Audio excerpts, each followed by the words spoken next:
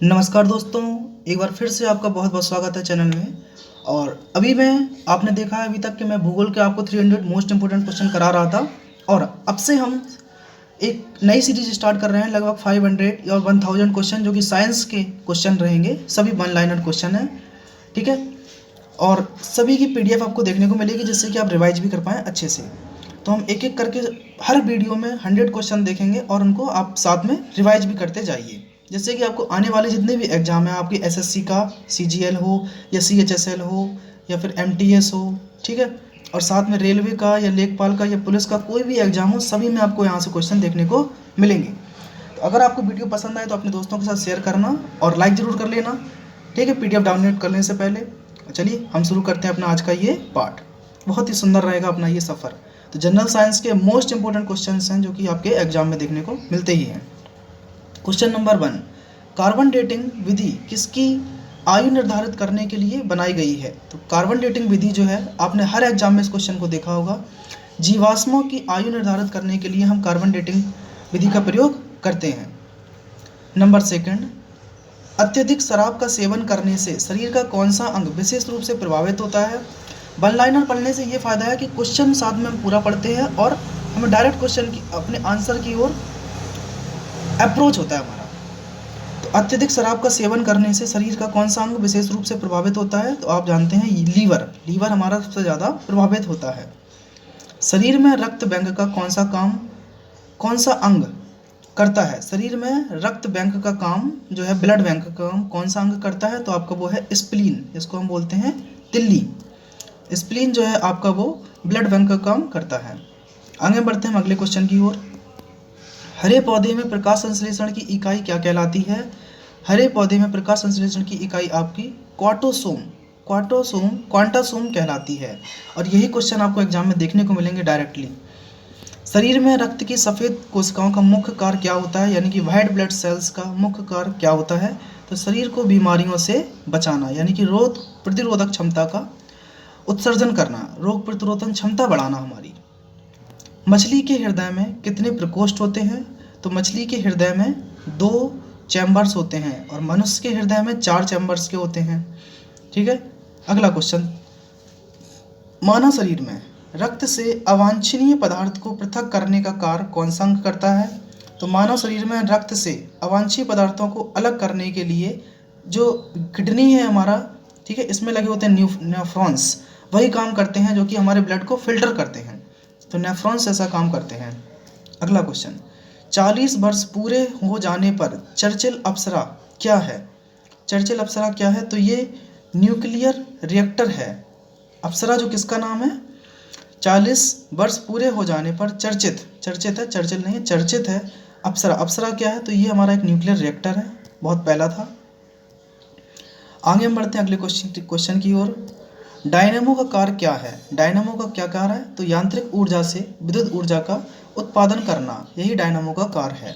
फिर से देखिए डायनेमो का कार्य, तो आप याद रखें, यांत्रिक ऊर्जा से इलेक्ट्रिक एनर्जी, यानी कि मैकेनिकल एनर्जी से, यांत्रिक ऊर्जा से इलेक्ट्रिक एनर्जी, विद्युत ऊर्जा निकालना, यही हमारे डायनेमो का कार्य है।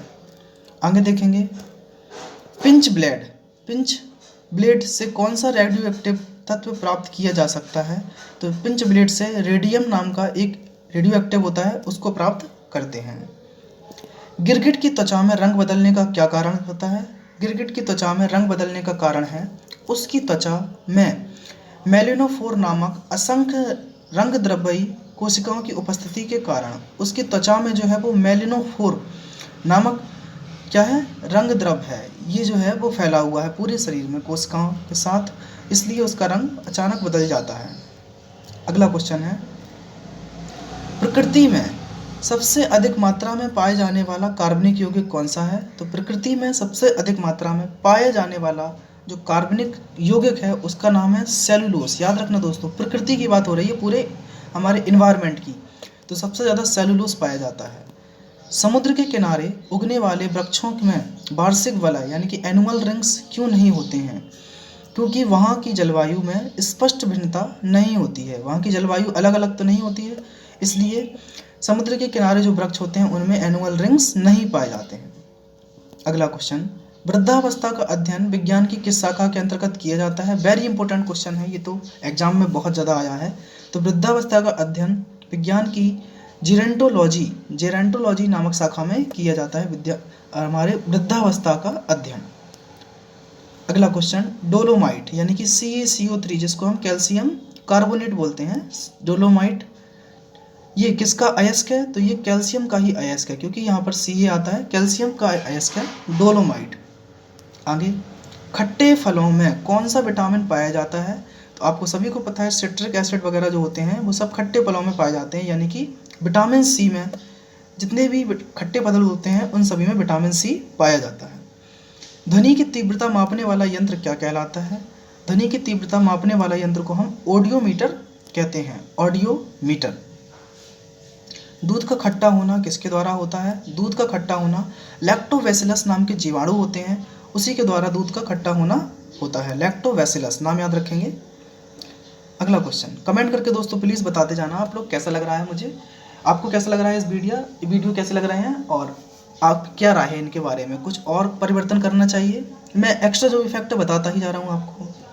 आगे बढ़ते हैं, चलिए। श्वेत प्रकाश के वर्णक्रम यानी कि स्पेक्ट्रम में प्रिज्म द्वारा सर्वाधिक विचलित डेविएट होने वाला कौन सा रंग है? तो बैगनी कलर है, जो कि सबसे ज़्यादा विचलित होता है अपने, अगर वो किसी भी वर्णक्रम श्वेत प्रकाश के वर्णक्रम से निकाला जाए प्रिज्म के द्वारा, तो वो सबसे ज़्यादा विचलित होता है, वो है बैगनी कलर। रेफ्रिजरेटर में प्रशीतक यानी कि रेफ्रिजरेंट क्या होता है? तो रेफ्रिजरेटर में जो ठंडा करता है किसी चीज़ को, वही गैस है हमारी क्या? फ्रीऑन गैस है, जो कि ठंडा बनाए रखती है। दूध से दही का जमना कौन से बैक्टीरिया सहायक होते हैं इसमें? तो अभी बताया मैंने, लैक्टोबैसिलस नाम के बैक्टीरिया होते हैं जो कि दूध से दही का जमने में सहायता प्रदान करते हैं। आगे हम बढ़ते हैं, किस अंग के कार्य ना करने पर डायलिसिस किया जाता है? तो किडनी जब काम नहीं करती है तो किडनी का ही डायलिसिस किया जाता है। अगला क्वेश्चन, मनुष्य के मस्तिष्क का सबसे बड़ा भाग क्या है? मनुष्य का मस्तिष्क का सबसे बड़ा भाग होता है सेरेबम, जिनको बोलते हैं हम प्रामस्तिष्क, सेरेब्रम, CEREBRUM याद रखें, प्रामस्तिष्क सबसे बड़ा भाग होता है।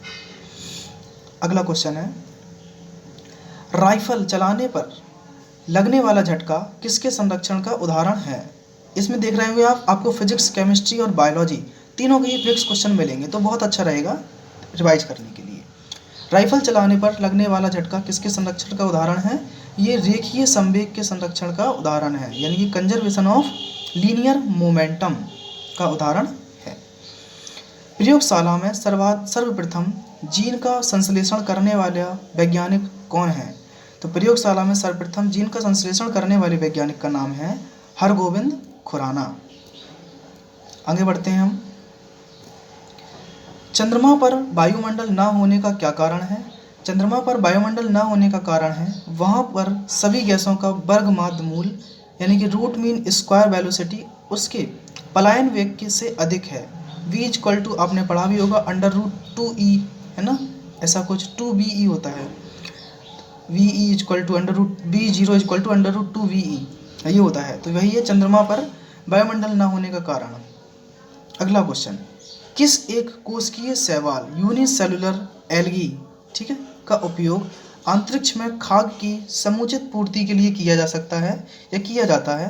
तो वो है क्लोरेला का प्रयोग हम यूनिसेलुलर जो एल्गे है उसका हम उपयोग खाद्य की समुचित पूर्ति के लिए करते हैं, कहाँ पर?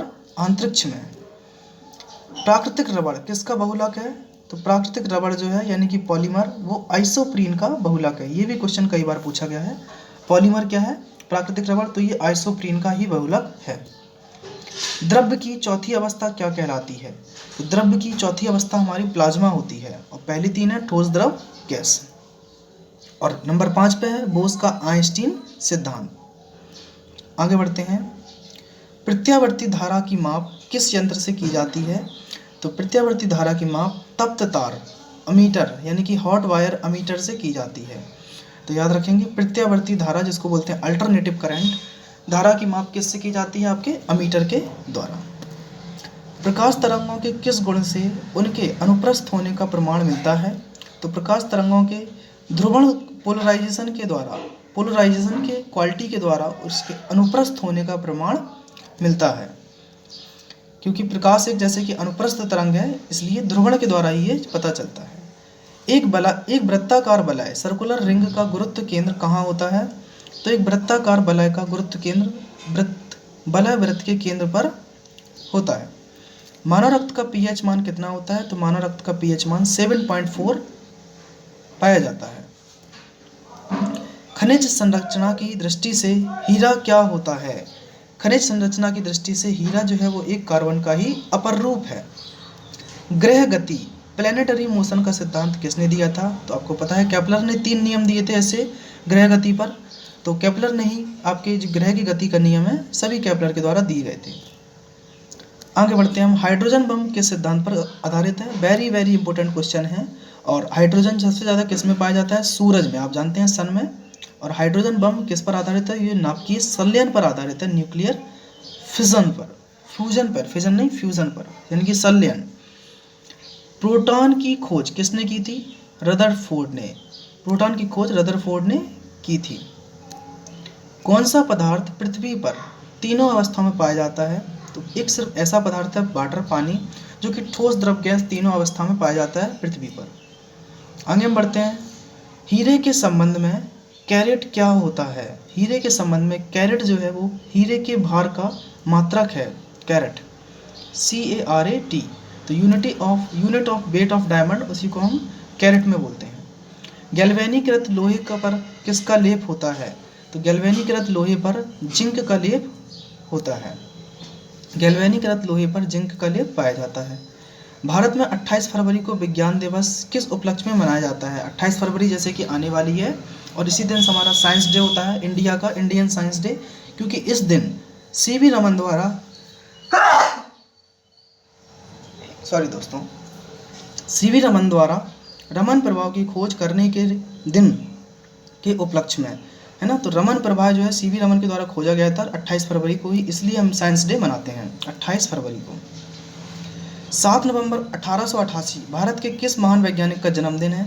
तो वही है CV रमन जी, जो कि 7 नवंबर 1888 में इनका जन्म हुआ था। आयोडीन युक्त नमक का प्रयोग किस बीमारी के रोकथाम के लिए किया जाता है? तो ग्वाइटर जब रोग हो जाता है आपको, जो गले में होता है, गला में बहुत बड़ी गांठ सी निकल आती है, तो ग्वाइटर जब आपको हो जाएगा तो आप आयोडीन नमक डॉक्टर हमेशा आपको प्रिस्क्राइब करेंगे। विद्युत मोटर का क्या कार्य है? तो विद्युत ऊर्जा को यांत्रिक ऊर्जा में परिवर्तित करना ही विद्युत मोटर का कार्य है। आपने देखा था डायनामो का क्या कार्य था? यांत्रिक ऊर्जा को विद्युत ऊर्जा में परिवर्तित करने का काम था, जबकि विद्युत मोटर का कार्य क्या है? विद्युत ऊर्जा को यांत्रिक ऊर्जा में परिवर्तित करने का कार्य। I hope you understand. आगे बढ़ते हैं दोस्तों हम। चलिए अपना अगला क्वेश्चन। हरे पौधे में प्रकाश संश्लेषण की इकाई क्या कहलाती है? तो आपका आंसर होगा क्वार्टोसोम। क्वांटोसोम हरे पौधे में प्रकाश संश्लेषण की इकाई कहलाती है। पृथ्वी का औसत घनत्व क्या है? यानी कि एवरेज डेंसिटी, जो कि 5.5 ग्राम पर घन सेंटीमीटर है। 5.5 ग्राम पर घन सेंटीमीटर। सूर्य सदैव पूरब में निकलता है, क्योंकि पृथ्वी पश्चिम से पूरब की ओर घूमती है। ये तो आपको पता ही होगा कि पृथ्वी जो है वो पश्चिम से पूरब की ओर घूमती है, इसलिए सूर्य सदैव पूरब में निकलता है। पौधों में वाष्पोत्सर्जन दर के निर्धारण के लिए किस यंत्र का प्रयोग किया जाता है? तो पौधों में अगर हमें देखना है वाष्पोत्सर्जन दर जो है वो क्या है, रेट क्या है उसकी, तो हम पोटोमीटर का प्रयोग करते हैं वाष्पोत्सर्जन की दर देखने के लिए। रेड लाइट का रासायनिक सूत्र क्या है? Pb3O4, बहुत ज़्यादा पूछा गया है। रेड लाइट, या फिर इसको हम वो भी बोलते हैं, आपका जो सिंदूर होता है ना लाल कलर का, वही उसी का सूत्र है ये रेड लाइट, Pb3O4। मानव शरीर में विटामिन के का निर्माण किस अंग में होता है? तो मानव शरीर में विटामिन के का निर्माण आपके कोलन में बैक्टीरिया द्वारा होता है। चलिए अगला क्वेश्चन है, डार्क एवेंजर क्या है? तो डार्क एवेंजर एक प्रकार का प्रमुख कंप्यूटर वायरस है। डार्क एवेंजर कंप्यूटर वायरस के नाम से जाना जाता है। आगे आ गए हैं अगले क्वेश्चन पर हम। फाइकोलॉजी के तहत, यानी कि फाइकोलॉजी में हम विज्ञान की किस शाखा का अध्ययन करते हैं? तो शैवालों का अध्ययन हम फाइकोलॉजी में करते हैं, एल्गे का अध्ययन हम फाइकोलॉजी में करते हैं, और एक होता है माइकोलॉजी। ठीक है, माइकोलॉजी में हम किसका अध्ययन करते हैं? फंगी का। ये याद रखिए। फंगस जो होती है उसका अध्ययन हम करते हैं किस में, माइकोलॉजी में, और शैवालों का अध्ययन करते हैं हम फाइकोलॉजी में। किस विटामिन में कोबाल्ट पाया जाता है, तो विटामिन B12 में, यानी कि विटामिन B12 का जो नाम है साइनोकोबालामीन, इसलिए इसमें ही विटामिन B12 में कोबाल्ट पाया जाता है। मोनोजाइटिस या मेनिंजाइटिस तनिक शोध नामक रोग शरीर में कौन सा अंग प्रभावित करता है, तो जब आपको मेनिंजाइटिस यानी कि तानिक शोध हो जाता है तो आपको मस्तिष्क जो है सबसे ज़्यादा प्रभावित होता है मेनिंजाइटिस के द्वारा। मानव शरीर में रक्त का थक्का नहीं बनने का प्रमुख कारण क्या है, हेपेरिन की उपस्थिति, है ना। अगर मानव के शरीर में हेपेरिन है तो रक्त का थक्का बनने में बड़ा ही मुश्किल हो जाती है। चाय बनाने के लिए विद्युत द्वारा केतली में पानी किस विधि द्वारा गर्म होता है, चाय बनाने के लिए विद्युत द्वारा केतली में पानी जो है वो कंडेंसन के द्वारा गर्म होता है, कन्वेंशन नहीं है, सॉरी, अच्छा पानी की बात की गई, चाय बनाने के लिए विद्युत द्वारा केतली में पानी की बात की गई, ठीक, पानी जो है वो कन्वेक्शन के द्वारा गर्म होता है। अगर ठोस पदार्थ की बात की जाए दोस्तों तो कंडेंसन है, और जो सूर्य से रोशनी आती है वो हमारे रेडिएशन के द्वारा आती है, जिससे कि इन्वायरमेंट बीच का गर्म नहीं होता है। देखते हैं आप अगला, वृद्धों की चिकित्सालय चिकित्सा शास्त्रीय अध्ययन यानी कि मेडिकल स्टडी को क्या कहते हैं, तो गैरियाट्रिक्स हम यानी कि वृद्धों बूढ़े लोगों की जो चिकित्सा शास्त्र होता है उसका अध्ययन को ही हम गैरियाट्रिक्स कहते हैं। हाइपोग्लाइसीमिया नामक रोग शरीर रक्त में किसकी कमी से होता है, तो हाइपोग्लाइसीमिया शरीर में जो है ग्लूकोज की कमी से होता है। HTLV सेकंड नामक वायरस से कौन सा रोग फैलता है, HTLV सेकंड नामक वायरस से एड्स रोग फैलता है। मानव शरीर में सबसे छोटी ग्रंथि बहुत ज़्यादा पूछा गया है आपका पिट्यूटरी ग्लैंड है। एंजाइम मुख्यतः क्या है, एंजाइम जो मूलतः है हमारे ये क्या है, प्रोटीन है। वेरी इंपॉर्टेंट क्वेश्चन है ये, आपकी याद रखना। पित्त का निर्माण शरीर के किस भाग में होता है, तो पित्त का निर्माण शरीर के यकृत यानी कि लीवर भाग में होता है। पित्त का निर्माण शरीर के किस भाग में होता है, लीवर में, ठीक है। आगे हम बढ़ते हैं। कृष्ण छिद्र जिसको हम बोलते हैं ब्लैक होल सिद्धांत को किसने प्रतिपादन किया था, तो ब्लैक होल्स का सिद्धांत किसने दिया था, एस चंद्रशेखर ने। साइनोकोबालामीन किसका नाम है, मैंने पहले ही बताया विटामिन B12 का नाम ही है साइनोकोबालामीन। आगे बढ़ते हैं हम, चलिए। टेट्राडुइल लेड या टेट्रा इथाइल लेड हम इसको बोलते हैं, TEL है। पेट्रोल में क्यों मिलाया जाता है टेट्रा इथाइल लेड, तो एंटी नॉकिंग रेटिंग के लिए यानी कि अपस्फोटन की दर को बढ़ाने के लिए हम टेट्रा इथाइल लेड का प्रयोग करते हैं पेट्रोल में। ये भी क्वेश्चन आया हुआ है। हीरे की चमक होती है, हीरे की चमक किसके कारण होती है, उसमें टोटल इंटरनल रिफ्लेक्शन के कारण यानी कि पूर्ण आंतरिक परावर्तन के कारण। आपेक्षिक आर्द्रता रिलेटिव ह्यूमिडिटी नापी जाती है, आपेक्षिक आर्द्रता किससे नापी जाती है, आपके हाइग्रोमीटर के द्वारा, ठीक है। हाइग्रोमीटर के द्वारा हम आपेक्षिक आर्द्रता नापते हैं। रेटिना पर बनने वाला प्रतिबिंब होता है, तो जो रेटिना पर प्रतिबिंब बनता है हमेशा वास्तविक, उल्टा तथा वस्तु से छोटा होता है।